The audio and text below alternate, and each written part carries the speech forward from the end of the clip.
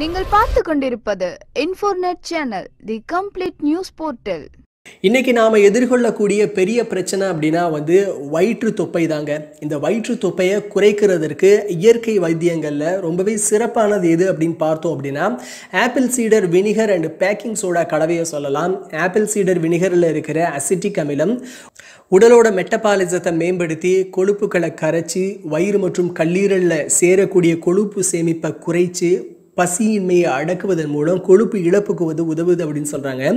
Baking soda கொழுப்புகளை வேகமாக கரைக்கக்கூடிய ஒரு பொருள் தான். சில ஆய்வுகளில் இதை பற்றி சொல்லியிருக்காங்க. அப்படின்னா பேக்கிங் சோடா அஜீரண கோளாறை தடுக்கும், கொழுப்பு செல்களை உடை தெரியும், இதனால் தொப்பை குறைவதற்கான வாய்ப்புகள் அதிகம் இருக்குது அப்படின்னு சொல்லியிருக்காங்க.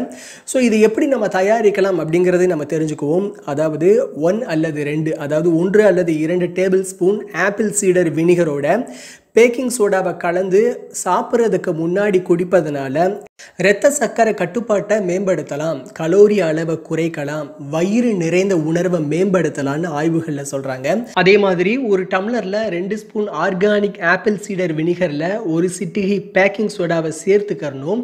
அதற்கப்புறம் அந்த டம்ளர் ஃபுல்லாக தண்ணியை நிரப்பிக்கணும்.